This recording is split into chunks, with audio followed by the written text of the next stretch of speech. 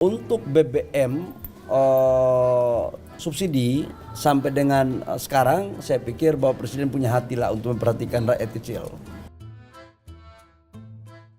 Atas arahan Bapak Presiden Prabowo, saya itu ditugaskan untuk melakukan dua hal kunjungan di Jepang. Pertama, memastikan percepatan tentang investasi di transisi energi. Yang kedua adalah menyangkut impact Blok Masela. Blok Masela ini kan sudah 27 tahun dikuasai konsesinya. Dan kita masih ingat 5-10 tahun lalu perdebatannya adalah antara di laut atau di darat. Atas arahan Bapak Presiden di tahun 2025 kami melakukan pertemuan insentif intens dan alhamdulillah sudah selesai. Total proyeknya 20,9 miliar US dollar karena dia tambah CCS 1 miliar, di POD-nya itu 20 miliar. Tetapi dengan perkembangan geopolitik yang seperti ini kemungkinan besar akan nambah. Jadi total investasi kita kurang lebih sekitar 300 triliun lebih.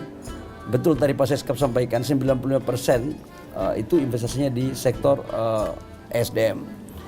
Nah, tugas kita sekarang adalah, tugas saya sebagai Menteri SDM, Bapak Presiden tadi dalam arahannya ketika saya pertemukan Presiden Direktur daripada Impex dengan Bapak Presiden, mengharapkan agar proyek ini bisa cepat diimplementasikan.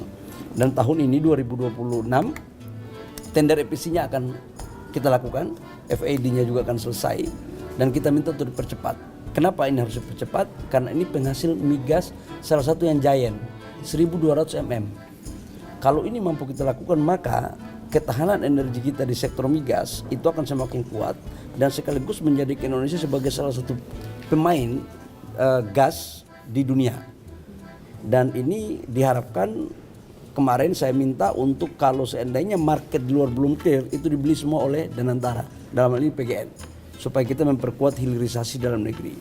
Yang kedua, menyangkut dengan transisi energi, saya menambahkan apa yang disampaikan oleh Pak Seskap sama Pak Menteri Investasi, bahwa memang kita lagi dorong untuk mempergunakan seluruh potensi energi lain selain fosil yang kita punya. Kenapa? Karena geopolitik ini kita nggak pernah tahu kapan selesai. Jadi mau geothermal, mau air, mau matahari, mau angin, selama ada teknologi, harganya efisien, kita akan dorong. Nah, ini adalah bagian daripada upaya untuk melakukan itu. Dan semua ini sudah benar-benar bisa terjadi karena koordinasi yang baik yang dilakukan oleh Pak Seskap sebagai ketua kelas dalam mengkoordinir urusan-urusan ini di Jepang. Gitu ya, makasih. Oke, terima kasih. Tadi nilai investasi yang Blok Masela itu berapa, Pak? Total Blok Masela 20,9 miliar US dollar. Itu nilai awal ya. Kemungkinan besar ketika terjadi geopolitik yang tidak menentu, itu akan terjadi peningkatan. Tapi setelah nanti pada saat implementasinya. Ya. Pak, soal geopolitik yang perundingan untuk Selat Hormuz sampai saat ini gimana?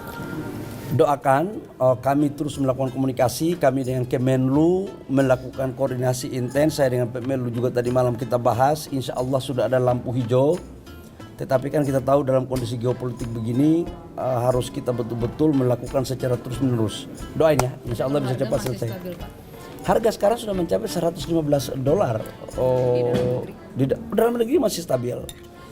Insya Allah atas arahan Bapak Presiden untuk BBM subsidi sampai dengan sekarang saya pikir Bapak Presiden punya hati lah untuk memperhatikan rakyat kecil.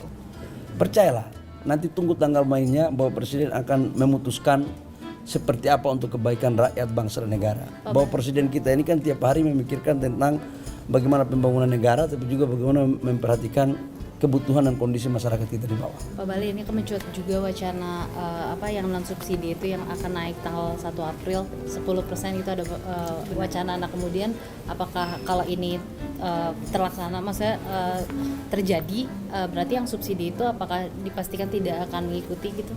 Gini, di peraturan Menteri SDM tahun 2022 itu telah mengatur dua formulasi tentang harga BBM. Satu harga BBM industri dan satu non industri. Kalau yang industri tanpa diumumkan pun dia terus terjadi berdasarkan harga pasar. Jadi mau diumumkan atau tidak diumumkan, dia akan mengikuti harga pasar. Itu yang industri. Apa itu definisi yang industri?